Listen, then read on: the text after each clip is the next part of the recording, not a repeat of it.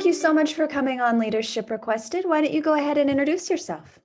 Hi, my name is Rosalyn Kahn, and I'm so excited to be talking to you because I've heard so much from your buddy in your networking group, and he just said wonderful things about you. And that's the story of life, friends connecting with friends. So um, my name is Rosalyn Kahn. I'm a native of San Diego. And when I grew up, I was a campfire girl and did all sorts of things. And I learned some great skills from that. But, a really telling story about my part that I'd like people to know is when I was 13 years old, I was diagnosed with scoliosis. And for those of you who don't know it, it's curvature of the spine. And as a youngster, when I was told to do exercise, many 13-year-olds who are probably listening or parents who have children know that their kids don't listen to what they're told to do. And so with that, I ignored it, didn't do as they said. And 2 years later, I was in high school and broke my growth plate. And with the extra emphasis on one leg, the curvature of the spine nearly doubled. And so I remember it was like May of that year, or they took me to the doctor in April or May. They had me in a brace. And if you don't know what a body brace is, I'll give you a depiction. Sit up straight and tall.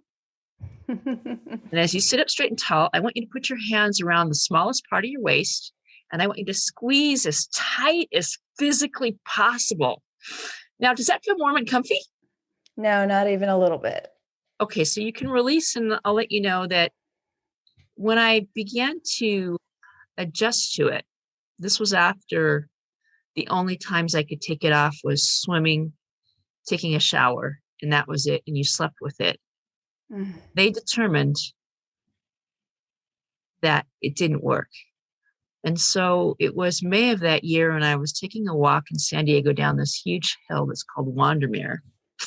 And my dad says to me, Rosalyn, I hate to say this to you, but you're going to need to have an operation. And they're going to need to operate on your back because that brace that you got didn't work. And many years ago, 20, 50 years ago, 750 was a lot of money. Mm-hmm. Somehow that dollar stuck out in my head. And so there I was, fast forward to the hospital bed, and I'd watch the parade of people come in, and I could see the cards as I was still sitting there, and people wishing me well. And my great love of the time was swimming.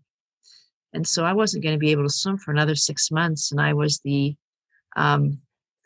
high school manager, and I got to watch the people, and I would do exercises on my chair, the chair step, the stair chair, those things that they have in the gym where you climb up the steps. Oh, gotcha. Yeah. The stair stepper kind of thing. Yeah. And I invented that in my house, and I would step up and down the chair because I didn't want my legs to wither or whatever. And I would do the strokes in my arm, and it was a great way to lose weight.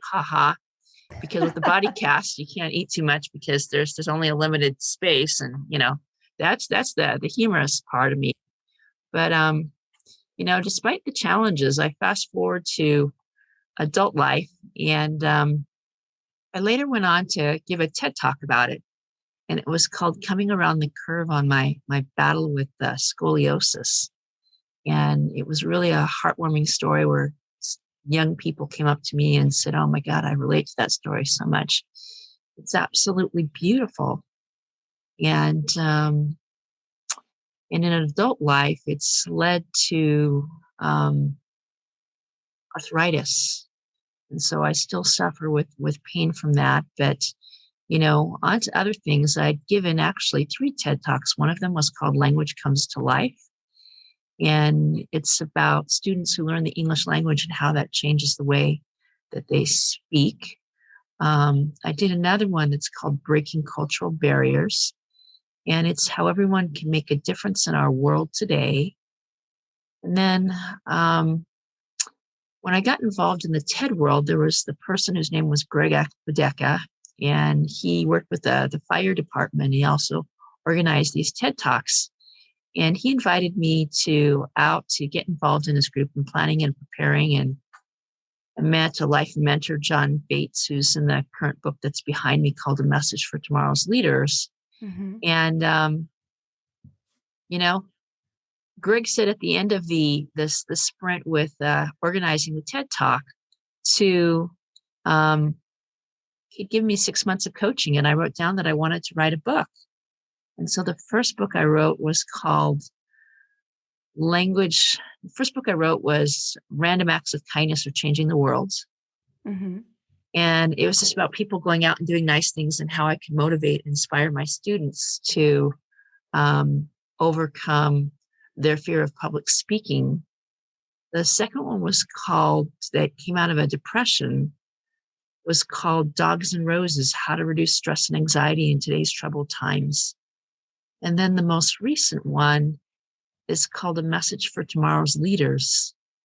And it's really about encouraging our young students today about how they can overcome the problems they face of life in the computer and on the machine.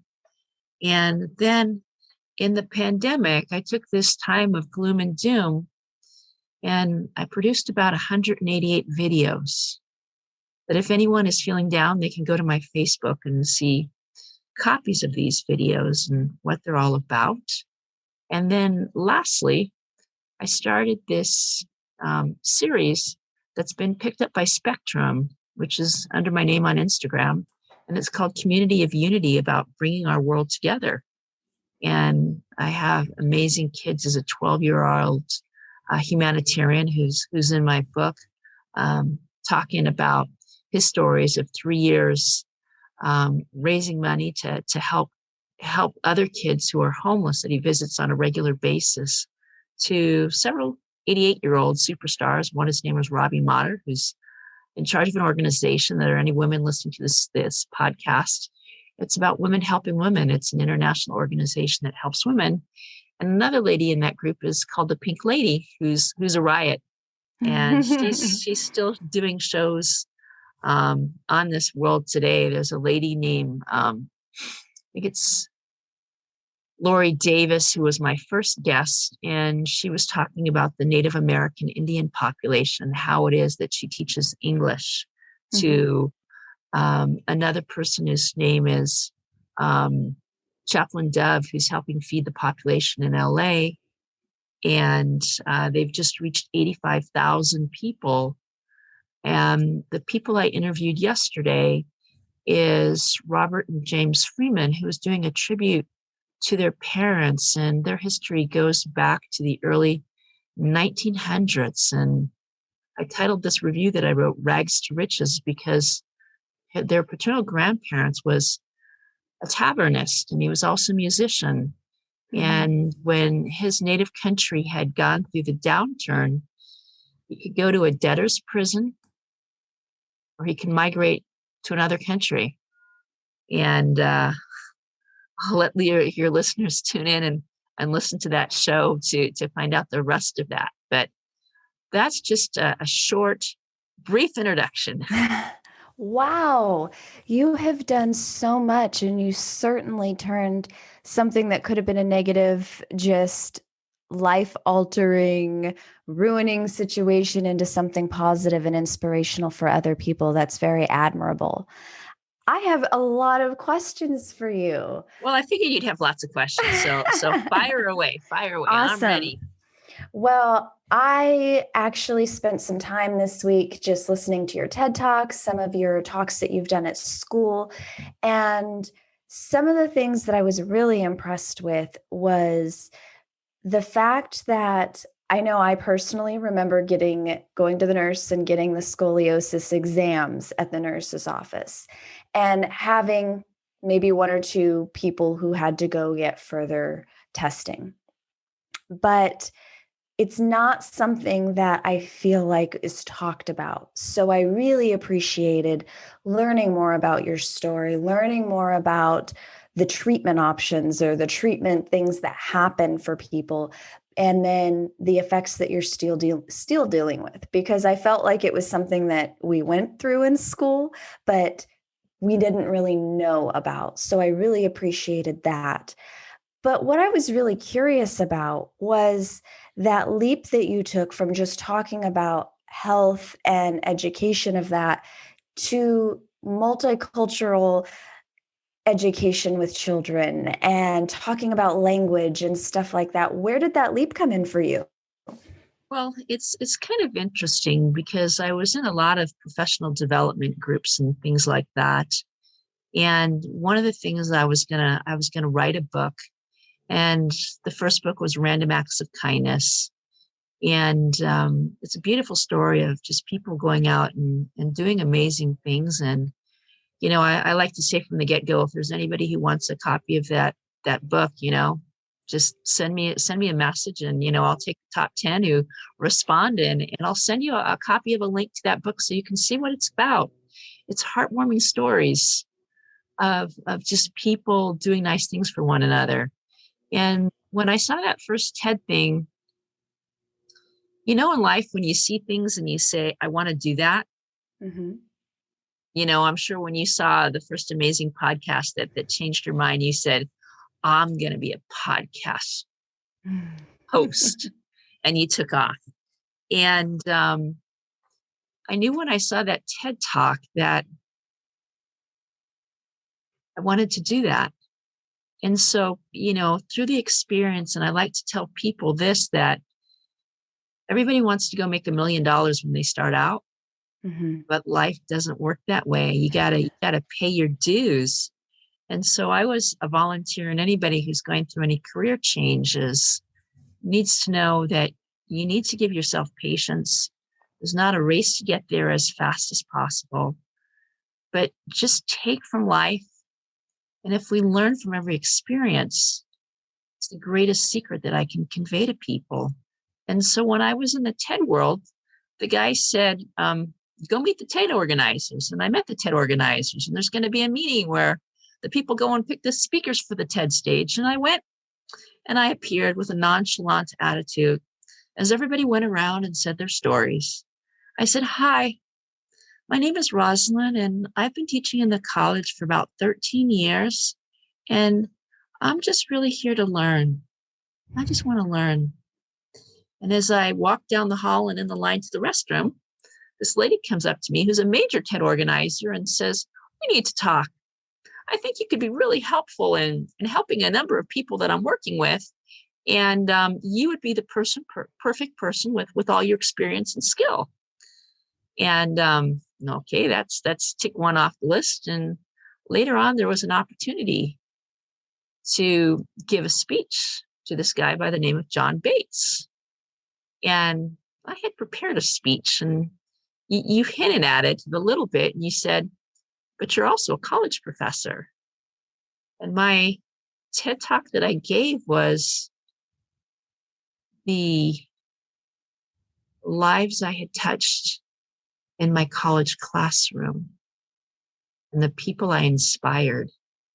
And a little bit about that talk were 3 students, one of which was a student who came to class one day, and he was in an ESL class, and his hands in Kleenex, and he's holding his nose, and he says, teacher, I've got a bloody nose, but I didn't want to miss your class.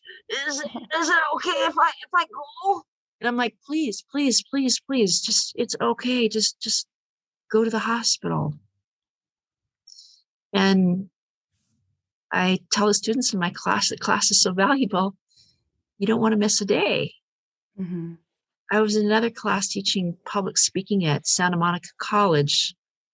And there was a student who came in one day, and he comes up before class, and he's, teacher, I don't know how I'm going to do in class today, because yesterday my sister was shot and killed outside of Target, Mm. but I didn't want to miss your class. And I said, I know and I understand your sorrow, because I remember when my father had a major heart attack.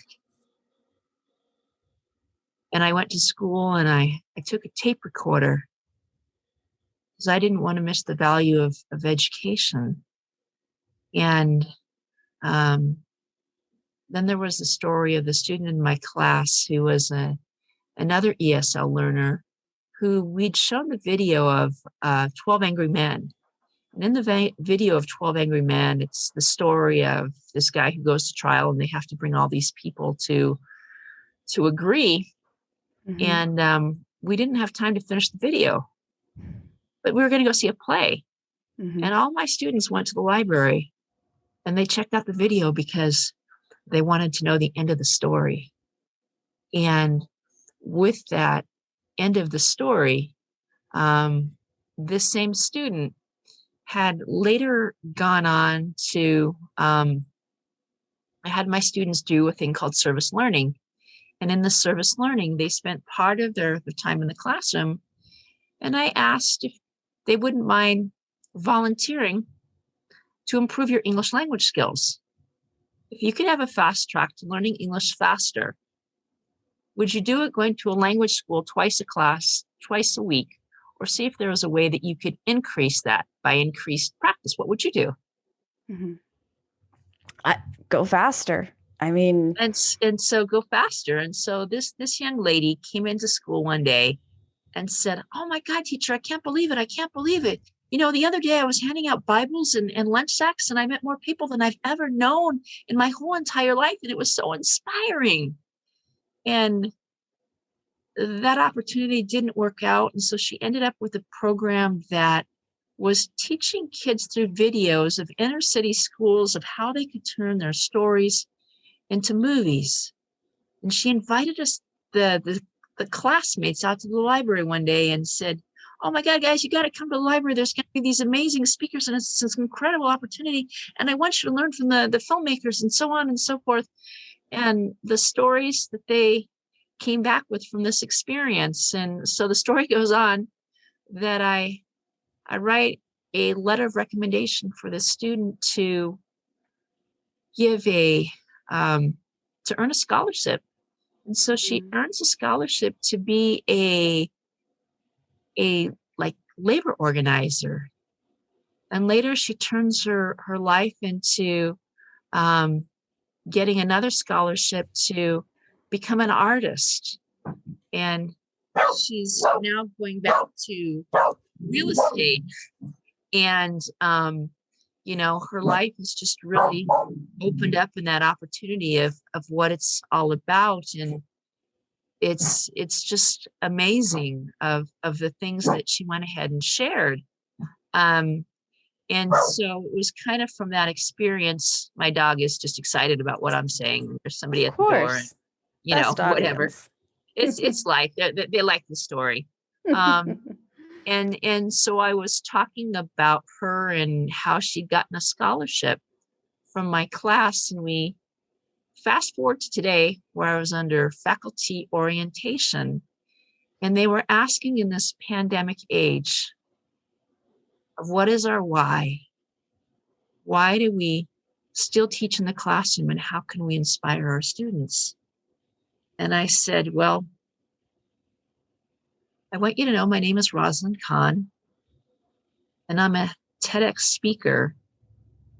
And I continue to teach in the classroom because I want my students to know that if you're in my class, that opportunity could be yours.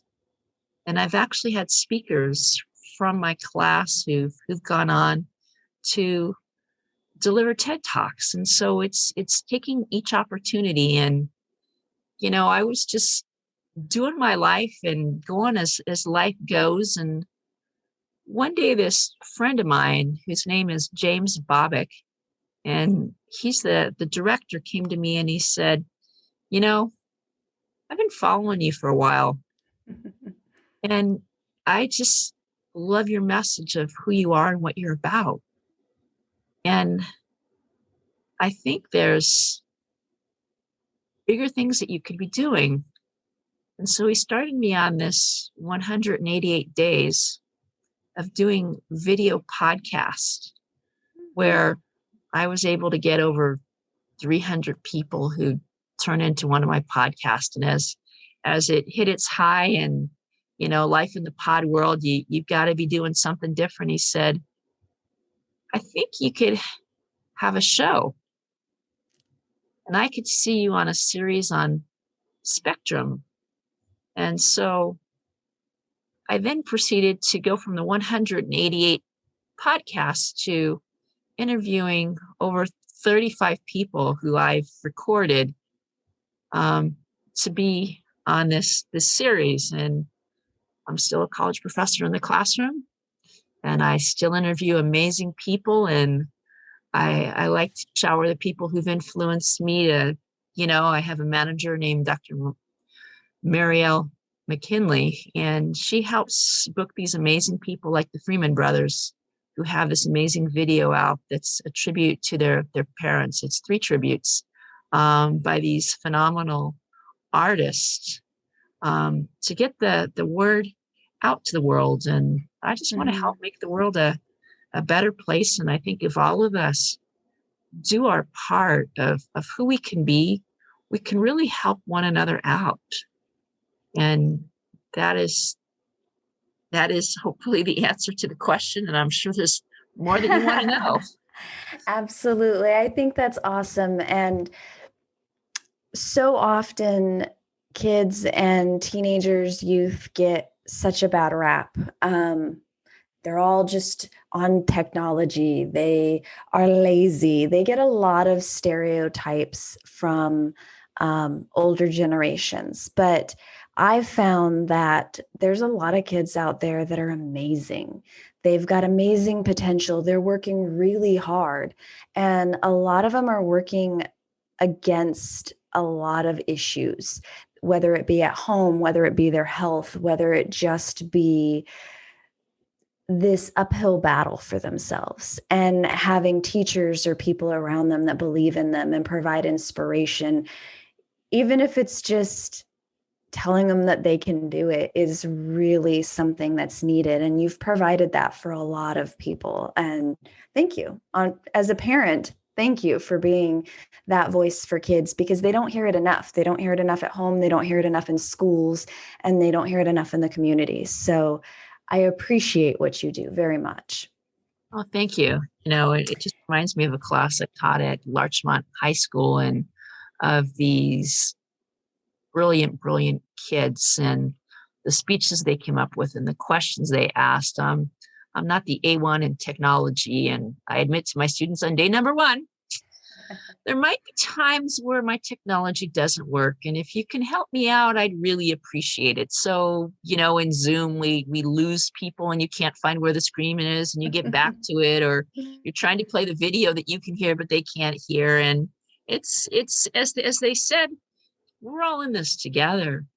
And to show students in today's world that I'm here, I've got your back, and I want to help each of you to succeed. There was students who needed to take off because they were poll workers. There were students who had to go and help the leadership team at their school, or the number of people who lost members of their family who couldn't continue the class. I recall one student who I loved and adored, appreciate. She and I spoke Spanish, and she was from Spain, one of my favorite countries. And I remember a very long conversation we had on the phone, and it was like, I haven't seen you in the class.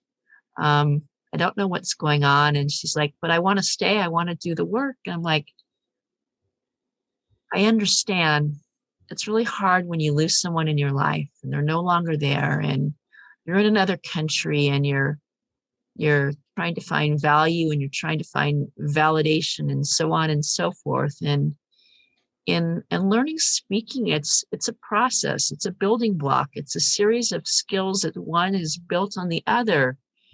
And, I took her through, I looked at her outlines, and we went one by one. And when you don't know, you just tell the story without the introduction, without the connections, without the connectors. And I finally ended with these words: I feel your heart.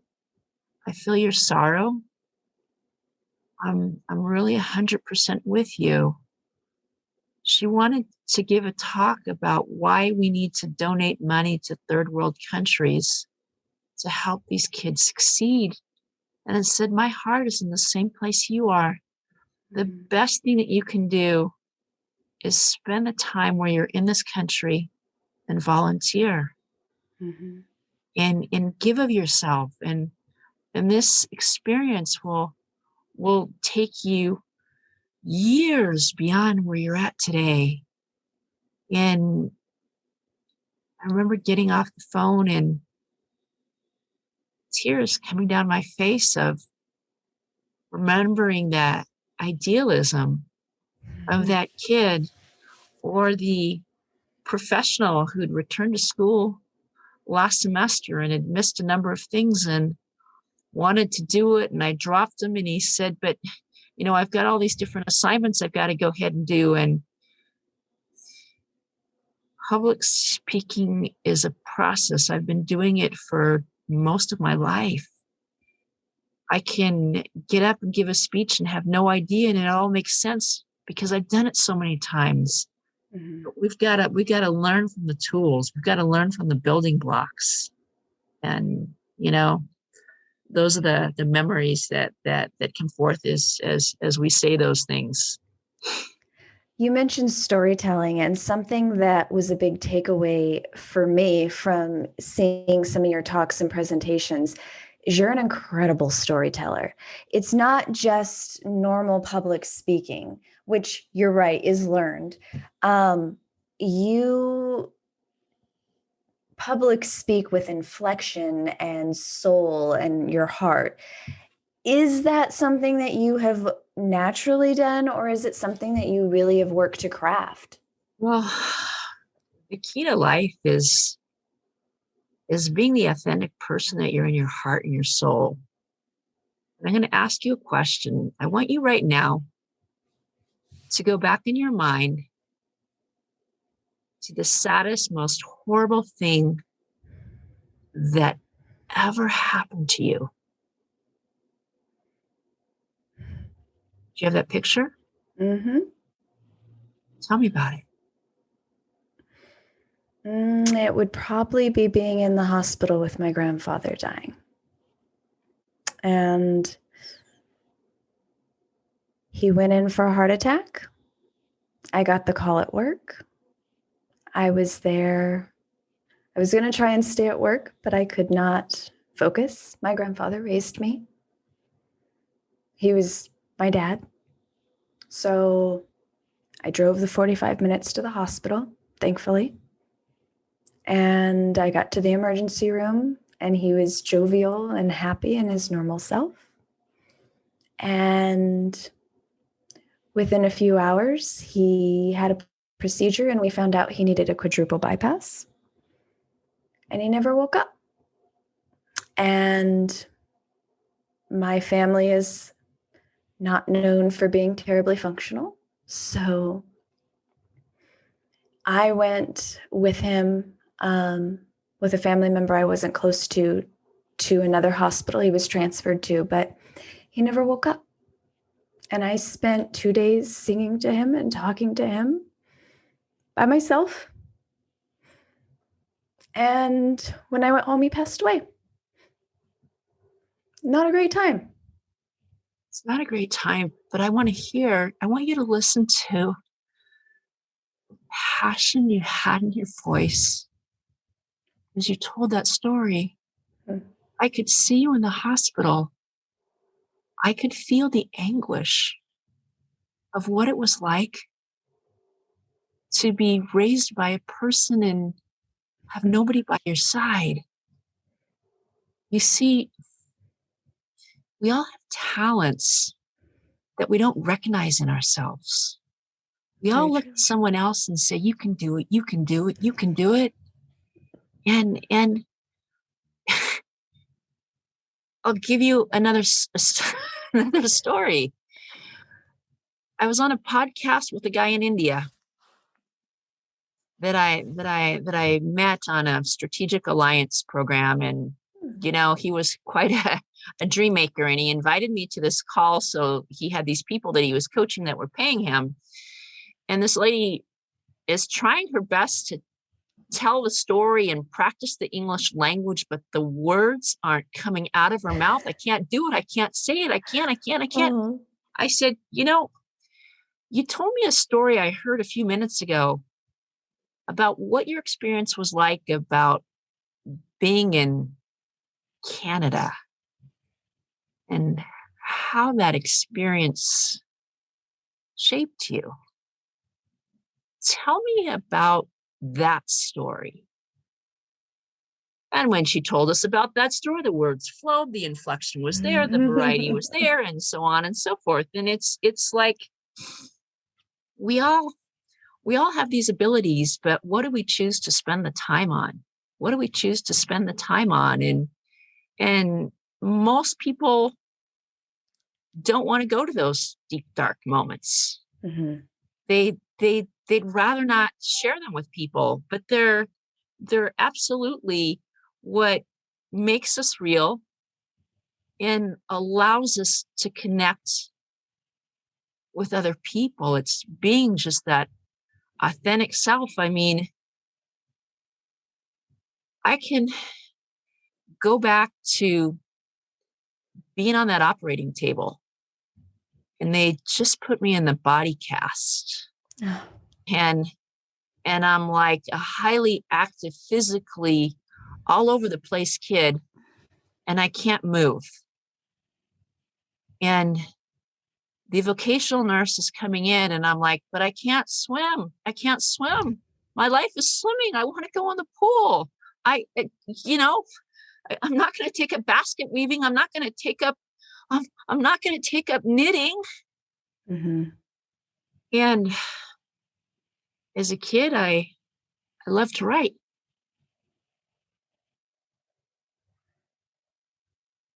I love to write. And on sad days, and I just pick up the piece of paper and I put the pen to it. Many people who are writers don't make millions selling their books, but there's a message that we want to share with the world. Mm-hmm. If someone picks it up and it changes their life, we may never know about it, but that's the beauty. And I always say, you never know whose life you can change with the words that you say. Very And true. and so, I give my students an opportunity to pick all their speeches. I say, pick something that you care about. When you talk about what you care about, you don't worry about memorizing it. You don't worry about getting the wrong words, the wrong this, the wrong that. Mm-hmm. They just flow. They just come out. They're just there. They're just completely real.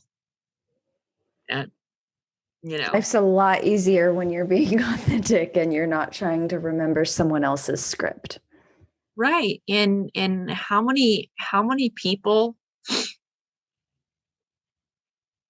are willing to let their real side show? I mean, I remember being a teacher in the pandemic in the classroom and saying to my students, every day is not a perfect day.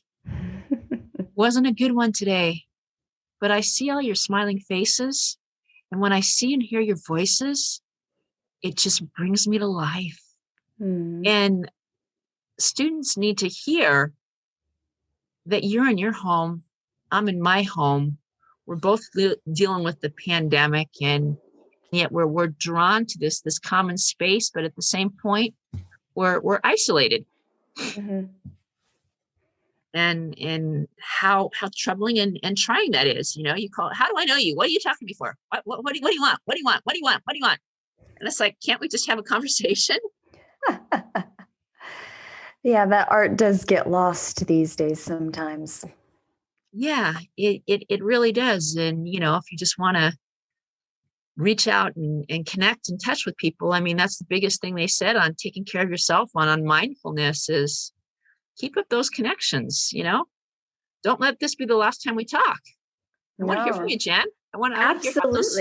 I want to hear about those kids. I want to hear about the family. I want to hear about the next stars that's coming on your show, so I can share the knowledge. And the puppies. We have to keep up with the puppies. Oh my God. You got to get me talking about my dog. I love my dog. My dog is, he's wakes up with me in the morning. I don't know where he is now. I don't know if my husband took him off, but I wrote a book on the dogs and the roses. And you have some dogs too? I do. I have many schnauzers. We have Mr. Hobbs, and we just added Calvin to the mix. Oh, So, Calvin and Mr. Hobbs. Whoa, whoa, whoa.